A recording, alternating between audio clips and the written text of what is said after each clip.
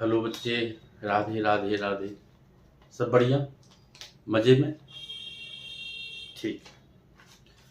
तो हम लोग एक्सरसाइज 7.8 के कुछ बेसिक कंसेप्ट हमने पढ़ा था। ठीक है, आप लोगों को समझ में भी आया होगा। तो पहले इसको कंप्लीट करते हैं। ठीक है, तो एक्सरसाइज 7.8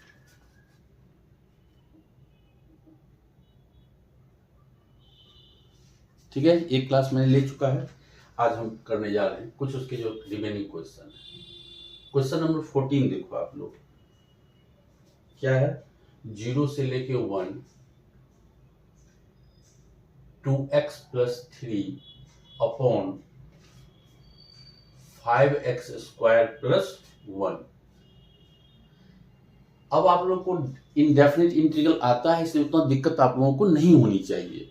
ठीक है, क्योंकि मैं तो आपको करा रहा हूँ कोर्स, आपको कंप्लीट आप ये आराम से आप कर सकते हो। लेकिन फिर भी मैंने देखा इसका डिफरेंशिएट 2x होता है, तो पहले हमने क्या किया, इसको अलग कर लेते हैं, सेपरेट कर लेते हैं। 2x अपॉन 5x² + 1, और इसको हमने लिखा dx अपॉन 5x² + 1। ठीक है, दोनों को हमने सेपरेट कर लिया।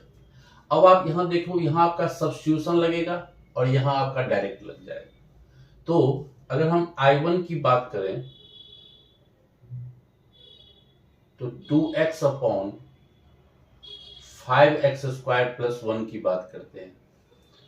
तो आपने क्या किया, लेट कर लिया 5x² + 1 को t, तो ये कितना हो जाएगा आपका 10x × dx = dt।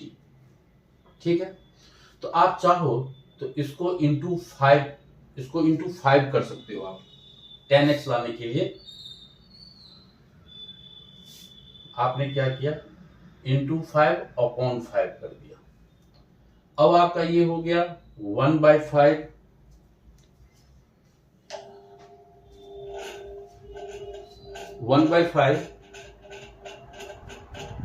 ये क्या हो जाएगा आपका dt अपॉन t।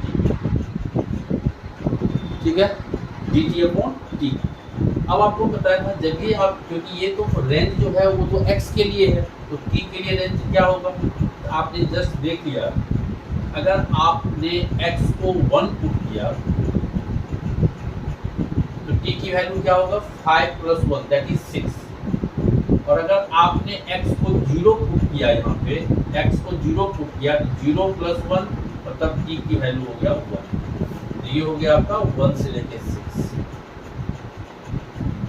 तो 1/5 log mod t, और ये है आपका 1 से लेके 6।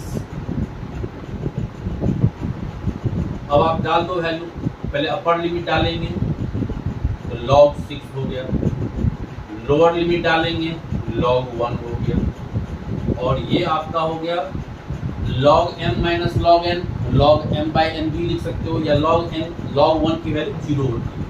तो आपकी जो इच्छा हो आप उससे कर दो। ये हो गया log 6। Clear, I1। अब आप I2 कर दो, ये है क्या, dx अपॉन 5x² + 1। रेंज आपका है 0 से लेके 1।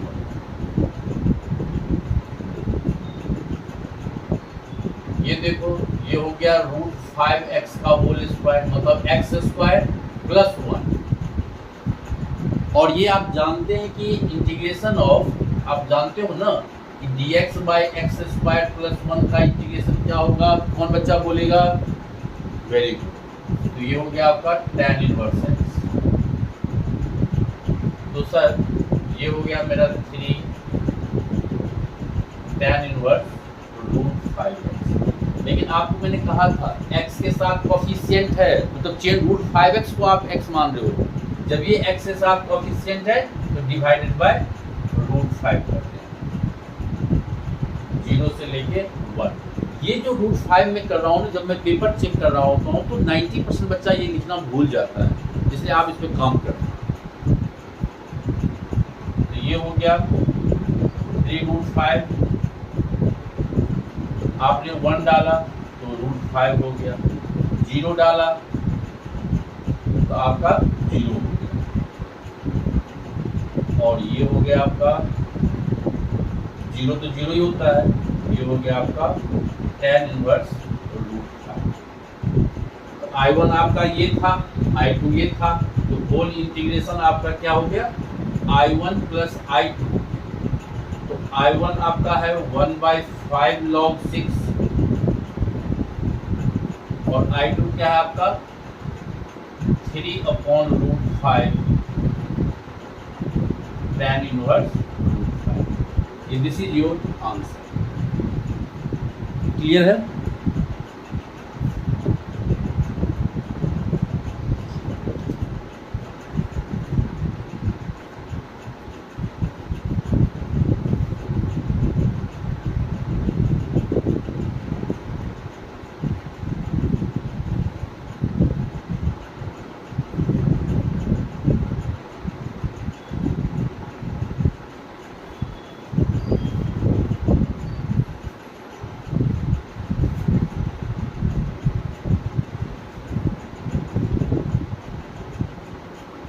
क्वेश्चन नंबर आप देखो 15 क्या है, 0 से लेके 1 x इंटू EX²। क्वेश्चन देखते ही आपको आंखें चमक जानी चाहिए। यहाँ पे जब ये x² है तो इसको आपको हटाना ही पड़ेगा बाय सब्स्टिट्यूशन मेथड। तो आपने x² को t ले लिया, 2x dx dt हो गया, एक बच्चा 2 से मल्टीप्लाई और डिवाइड कर देगा, एक क्या करेगा 2 से डिवाइड कर देगा, और एक बच्चा x dx निकाल लेगा हाफ ऑफ dt, जो इच्छा हो। तो ये हो गया मेरा 2x dx dt, ये हो गया x² हो गया et, और ये हो गया आपका dt। लेकिन जब ये आपने चेंज किया है, ये तो x के लिए रेंज है, t के लिए क्या होगा x = 1, तो t = हो गया 1 का स्क्वायर, x = 0 तो t = 0, मतलब ये हो गया 0 से लेके 1। क्लियर है? अब ये हो गया आपका इंटीग्रेशन ऑफ et ही होता है 0 से लेके 1, और आपने डाल दिया t की वैल्यू 1 और 0, क्या हो गया आपका answer 1/2 e - 1। This is your answer.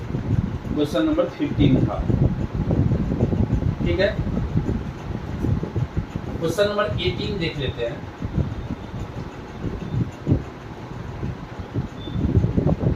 Zero से लेके पाई sin² x/2 minus cos² x/2।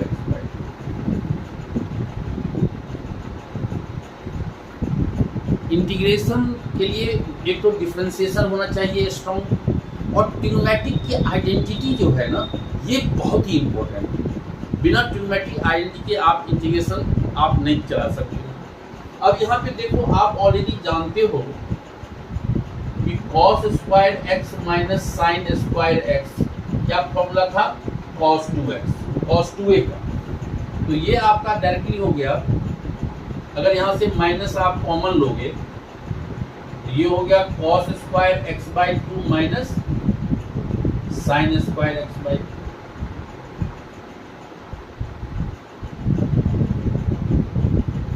cos² x minus sin² x cos 2x, मतलब 2 × x/2, ये हो गया आपका cos x। ठीक है, और cos x का इंटीग्रेशन क्या होता है आपका sin x। आप डाल दो, पहले अपर डाल दिया, फिर हमने लोअर डाल दिया। sin पाई की वैल्यू भी क्या होता है 0, ये भी 0, आपका आंसर हो गया इसका 0। sin पाई कोई कहेगा निकालने के, pi plus 0 that is minus sine 0, answer is 0। ये सब थोड़ा सा प्रैक्टिस करते हैं। क्लियर हो गया? जैसे क्वेश्चन 20 है, 0 से लेके 1 x plus sine pi x by, ये आपको दे रहा है। अब देखो साहब जी, प्रॉब्लम यहाँ पे है कि आपको x है बाई पार्ट लगाना पड़ जाएगा, तो हम क्या करते हैं, इसको सिंपल इंडेफिनिट से इंटीग्रेट कर लेते हैं। इसको हमने सिंपल ये लगा दिया बाई पार्ट, ये हो गया आपका सेकंड, ये हो गया आपका फर्स्ट। सिंपल पहले हम इसको बाई पार्ट से लगा लेते हैं। x into integration of second differentiation of first into integration of second. By part तो क्लियर होगा आप लोगों को। और इसका इंटीग्रेशन आपका डायरेक्टली हो गया साइन एक्स का क्या हो गया माइनस कॉस एक्स।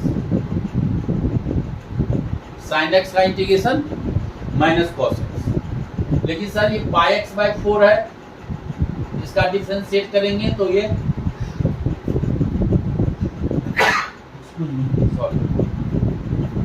ये पाई बाय 4 मतलब 4 बाय पाई लिखिएगा। सिंपल पर इंटीग्रेट कर रहा हूं,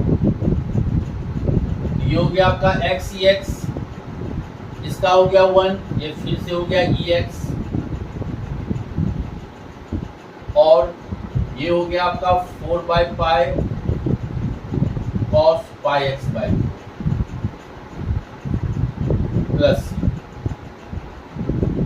तो एक्स ई एक्स हो गया ये इंटीग्रेट, और ये आपका minus 4 by pi cos pi x by 4 plus, हमने इंटीग्रेट कर दिया।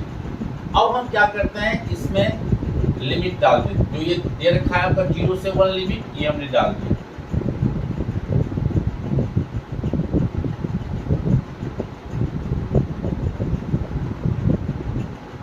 क्लियर है?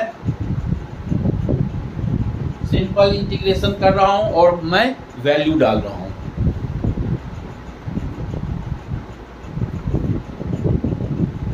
आपने 1 डाला, 1 इंटू E1, ये हो गया E1, ये हो गया 4 by pi, 1 cos pi by 4, cos pi by 4 is 1 by root. फिर इधर बढ़ते हैं, माइनस 0 डालेंगे, 0 into something 0, e to the power 0 आपका 1 हो गया, यहाँ 0 डालेंगे, cos 0 आपका 1 होता है, तो आंसर हो गया e माइनस ई, तो 0, ये हो गया माइनस 4 बाय पाई रूट 2, ये हो गया माइनस माइनस प्लस, ये हो गया आपका 4 by pi. This is your answer. या इसको हम ऊपर इसको रैशनलाइज करेंगे तो ये होगा क्या, 2 root 2 upon pi plus 1 plus 4 by pi. यहाँ भी छोड़ सकते हैं या एलसीएम भी ले सकते हैं, तो ये आपका आंसर होगा। तो सिंपल हमने क्या किया, इसको बाय पार्ट से सिंपल इंटीग्रेट कर दिया और फिर वैल्यू हमने डाल दिया। क्लियर है? Clear?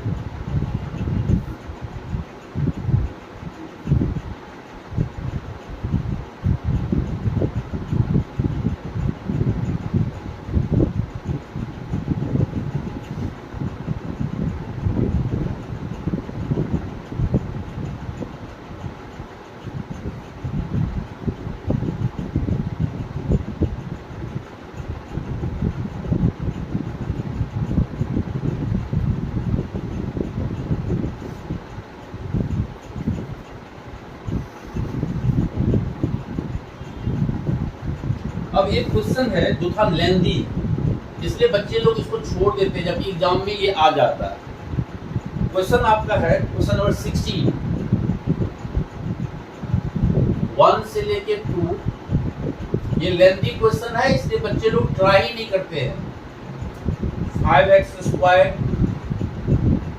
x square plus 4x plus 3, ये आपका क्वेश्चन। आपको दिखना चाहिए, मैं आपको बार बार कहता हूँ, ऑब्जर्वेशन एक बहुत बड़ी चीज है, दिखना चाहिए। सर डिग्री दोनों का सेम है, न्यूमरेटर और डिनोमिनेटर का डिग्री सेम है। जब ये न्यूमरेटर और डिनोमिनेटर का डिग्री अगर सेम होता है तो मैंने क्या कहा आपको कि इसको डिवाइड करते हैं quotient plus remainder by divisor. याद है आपको, degree of numerator is greater than equal to degree of denominator, तो हमको डिवाइड करते हैं। और एक चीज आपको ये भी कहा कि अगर सेम हो, आपने 5 पहले बाहर कर दिया, ठीक है। अब देखो यहाँ भी एक्स स्क्वायर है और यहाँ भी एक्स स्क्वायर है। जब आपको एक ट्रिक समझाया था, जब दोनों सेम हो तो आप क्या करो, यहाँ पे 4x + 3 ऐड कर दो और ये आप सब्ट्रैक्ट करो। डिवाइड करोगे काफी टाइम लगेगा और आपने ये कर दिया। ये करने के बाद आपने क्या किया, इसको सेपरेट कर दिया। x² + 4x + 3 upon x² + 4x + 3 और ठीक है minus 4x + 3 upon x² + 4x + 3। मैं सेपरेट यहीं पे कर देता हूँ, dx और dx इसको कर दिया। बच्चे लोग इसको भूल जाते हैं, ये ध्यान रखना, ये 5 इसके साथ करते हैं, इसके साथ छोड़ देते हैं, जबकि दोनों में होगा ना। क्लियर, ये तो कट गया, आपका 1 हो गया, ये तो आपका 1 हो, जिसको कि आप आराम से इंटीग्रेट कर लोगे। ये हो गया 5x 1 से लेके 2, 5 को आपने बाहर कर लिया, अपर हो गया 2 - 1, आंसर इज 5। ये तो क्लियर हो गया। अब आ जाते हैं I2। ये आपका है 5 4x + 3 अपॉन x² + 4x + 3। अब इस यहाँ पे हमारा दो सिचुएशन सीन बन रहा है आपका। एक सीन क्या था, हमने 7.4 में कराया था आपको स्पेशल सीरीज में कि linear by quadratic. Linear by quadratic, तो linear equal to a into differentiation of this quadratic plus b। 7.4 बहुत इंपॉर्टेंट था, आपको मैं कहा था। लेकिन देखेंगे कि अगर नीचे में स्प्लिटिंग मिडिल टर्म हो रहा है तो पार्शियल फ्रैक्शन भी लग सकता है, जो कि थोड़ा सा इजी होता है। अगर हम पार्शियल फ्रैक्शन कर ले तो थोड़ा सा इजी हो जाएगा आपका। 4x + 3 ये हो गया आपका x² + 3x + x + 3 partial fraction. Splitting middle term किया हूं मैं अभी, तो 4x + 3 x आपने कॉमन लिया तो ये हो जाएगा x + 3 और ये हो जाएगा x + 1।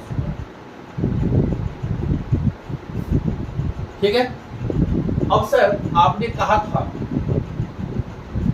कि दोनों लीनियर है, 4x + 3 अपॉन x + 3 और ये x + 1, जिसको आप लिख सकते हो क्या, a upon x + 3 plus b upon x + 1, इसको आप ऐसे लिख सकते हैं। फिर आपको मैंने कहा था कि दोनों का एलसीएम सेम होता है, सेम एलसीएम, तो ये हो गया a इंटू x + 1 और ये हो गया b इंटू x + 3, क्योंकि a और b की वैल्यू निकालना है हमें। तो ये हो गया आपका ax dx, मतलब a + bx। पार्शियल फ्रैक्शन अब इतना तो आप लोगों को समझ में आना चाहिए। a + b कंपेयरिंग कर दिया बोथ साइड, a + b = 4 और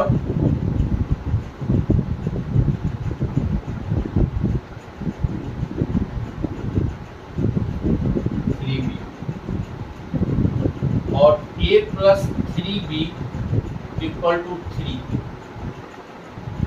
ये कट गया आपका, -2b = 1, b = -1/2। तो a हो गया आपका 4 - b, 4 - प्लस 1/2, 9/2। क्लियर है। तो b हो गया मेरा -1/2 और a हो गया मेरा 9/2। तो इसको आप इंटीग्रेट कर लेंगे हम।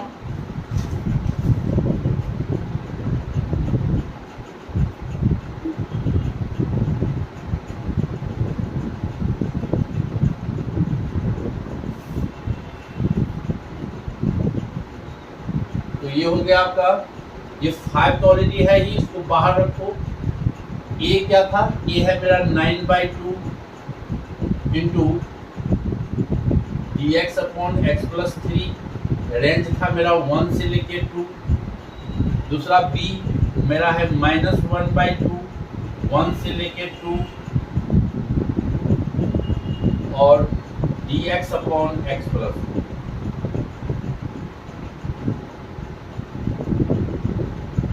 ये हो गया आपका log x plus 3 log x plus 1। आप सेपरेट भी लगा सकते हो या एक साथ भी लगा सकते हो, 1 से 2 और 1 से लेके अलग अलग भी लगा सकते हो, एक साथ भी लगा सकते हो। तो ये हो गया 9/2, यहाँ पे डालेंगे अगर हम 2 तो ये हो जाएगा log 5, 1 डालेंगे तो log 4, 1 डालेंगे तो फिर 2 डालेंगे तो log 3 और log 2। 9×5 जब 45/2, ये हो गया आपका log 5/4, और ये करेंगे तो ये हो जाएगा -5/2 log 3/2। तो ये हुआ आपका I2। अब दोनों में हमने I क्या था, I1 था क्या आपका 5, मेरे ख्याल से देख लो 5, और ये हो गया -45/2, 45/2 log 5/4। क्लियर?